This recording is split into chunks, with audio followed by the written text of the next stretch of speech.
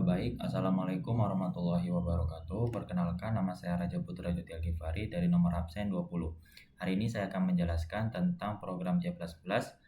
Kalau misalkan kita ingin memasukkan sebuah data, maka dia akan menampilkan perjumlahan deret bilangan berpangkat serta berapa hasil total perjumlahan tersebut. Langsung saja, yang pertama,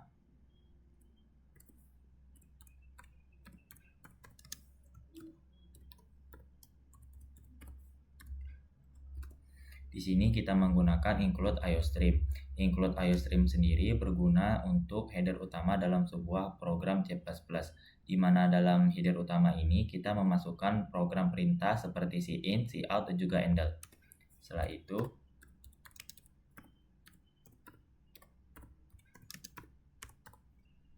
kita menggunakan using namespace std, di mana di dalam using namespace std, program akan memberitahukan kita sebagai compiler kalau kita menggunakan fungsi atau class akan tertera di dalam using namespace std.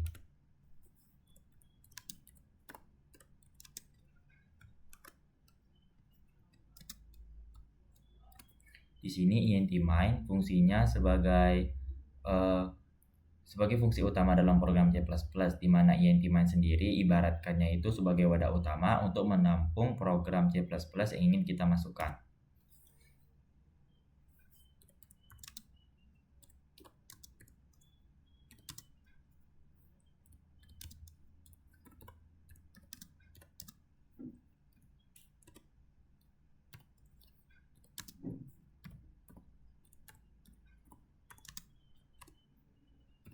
Di sini kita akan mendeklarasikan tipe data sebelum kita melanjutkan menulis program C++. Kenapa harus dideklarasikan? Karena supaya program itu tahu kalau misalkan tipe data apa yang kita gunakan di dalam program C++ ini. Nah, tipe data integer ini biasanya digunakan untuk program yang biasanya melibatkan bilangan bulat, kecuali bilangan berkoma. Itu beda lagi tipe datanya.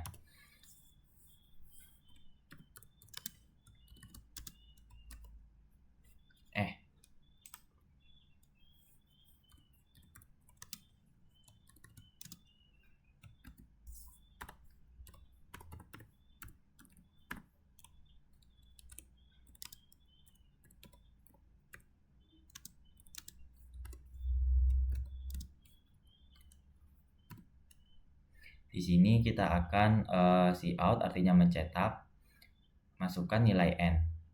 Nah, dia akan mencetak masukkan nilai n-nya ini di bagian layar input.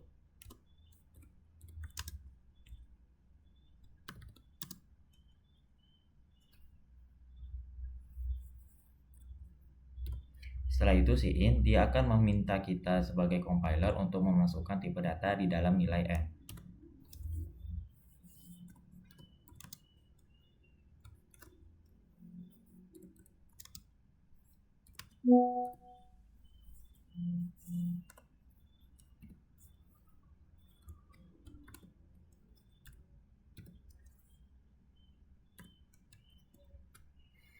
Setelah itu kita akan melakukan pernyataan perulangan, di mana di dalam pernyataan perulangan ini kita menggunakan for, di mana for ini dia akan mengulang suatu statement secara terus-menerus. Nah, di dalam pernyataan perulangan juga kita menggunakan di dalamnya itu ada inisiasi, kondisi, dan juga perubahan. Nah, inisiasi sendiri yaitu adalah integer i. Kita akan mendeklarasikan tipe data integer i sama dengan 1. Lalu ada kondisi dan juga perubahan. Nah, inisiasi sendiri dia akan menghitung ini perulangannya keberapa. Setelah itu kondisi dia akan menentukan apakah perulangan ini akan dilanjutkan ataupun tidak. Lalu untuk perubahan dia akan menghitung berapa kali perulangan yang telah i++ ini dia akan menghitung sudah berapa kali perulangan yang telah kita lakukan.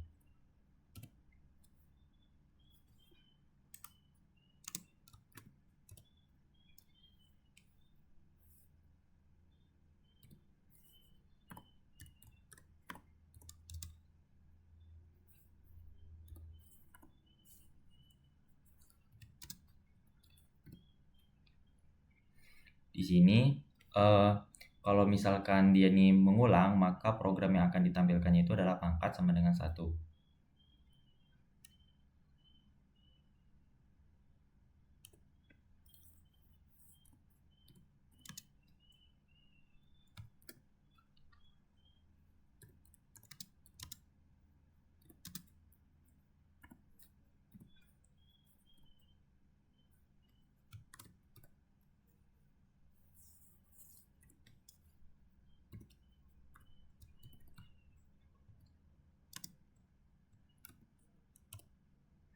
Nah, di sini kita akan menggunakan yaitu for lagi, yang dimana di dalam for ini seperti yang saya sudah jelaskan sebelumnya, pernyataan perulangan for dia akan mengulang suatu statement secara terus-menerus. Di dalam for juga kita menggunakan inisiasi, kondisi, dan juga perubahan.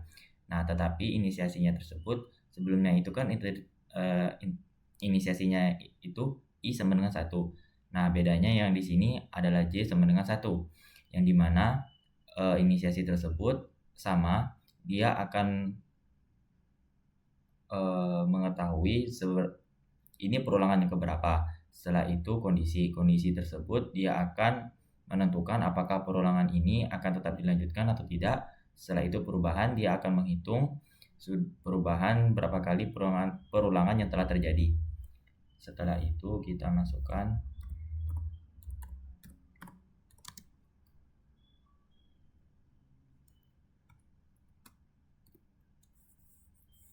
Nah, perulangan yang saya sebutkan itu dia akan mengulang suatu statement secara terus-menerus. Nah, statement yang diulang yaitu adalah pangkat kali sama dengan 1, yang artinya pangkat sama dengan pangkat kali 1.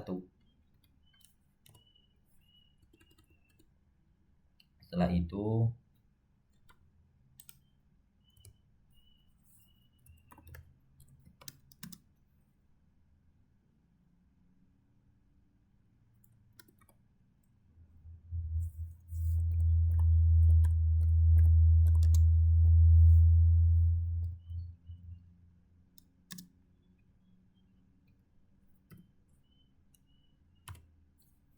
Nah, di sini program akan memproses hasil plus sama dengan pangkat, yang itu sama dengan hasil tambah pangkat.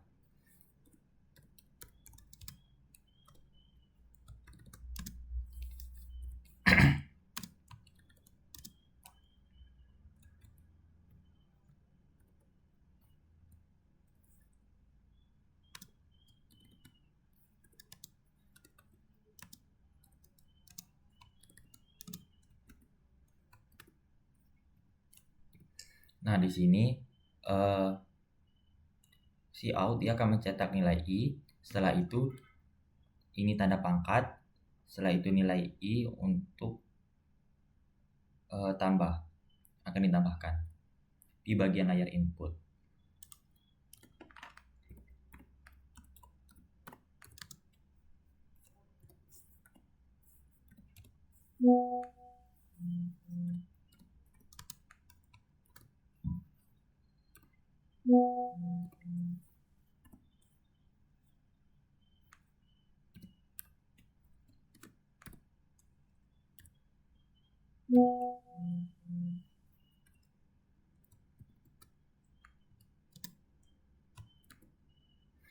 Nah, di sini juga kita menggunakan pernyataan perulangan untuk bagian for lagi, yang dimana for itu seperti yang sudah saya jelaskan sebelum-sebelumnya, kegunaannya sendiri untuk mengulang suatu statement secara terus-menerus. Di dalam for juga kita menggunakan inisiasi, kondisi, dan juga perubahan. Nah, inisiasi tersebut sama, J sama dengan 1. Lalu untuk inisiasi itu dia akan mengontrol sih. Nah, dia akan mengetahui sudah perulangan berapa kali yang telah dilakukan. Setelah itu kondisi akan menentukan apakah perulangan itu akan tetap dilakukan atau tidak. Sedangkan untuk J++ dia akan menghitung sudah berapa kali perulangan yang telah terjadi. Dia akan menambahkannya.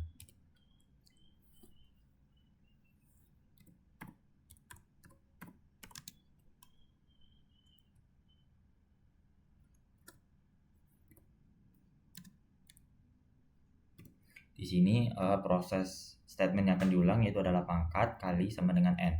Artinya pangkat sama dengan pangkat kali n. Sebentar, sepertinya ada yang kurang di bagian sini.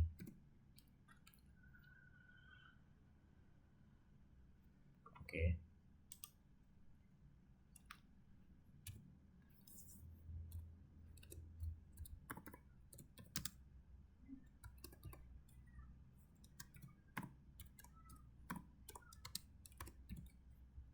Nah, di sini dia akan menghitung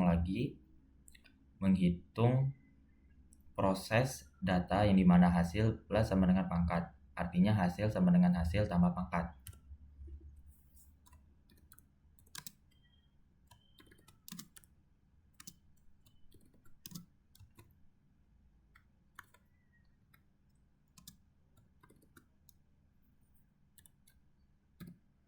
Nah, di sini si out dia akan mencetak n, lalu dia akan mencetak lagi pangkat, setelah itu n di bagian layar input.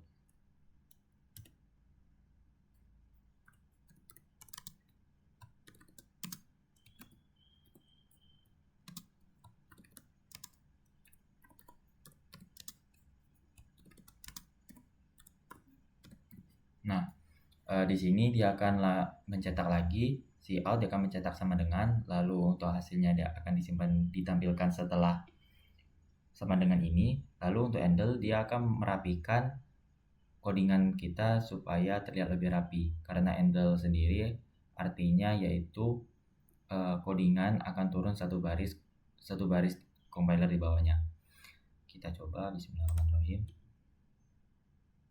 Oke, ada yang salah. Oh,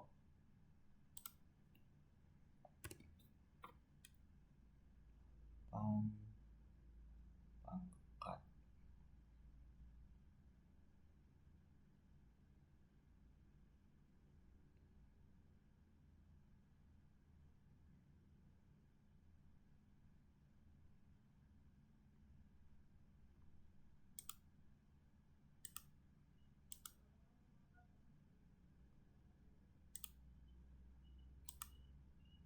Nah, kita akan mencoba kalau misalkan 5. Nah, maka hasilnya seperti berikut. 1 pangkat 1 tambah 2 pangkat 2 tambah 3 pangkat 3 tambah 4 pangkat 4 tambah 5 pangkat 5, hasilnya 3129. Sekian dari penjelasan saya. Mohon maaf jika ada salah kata maupun kalimat. Saya tutup. Wassalamualaikum warahmatullahi wabarakatuh.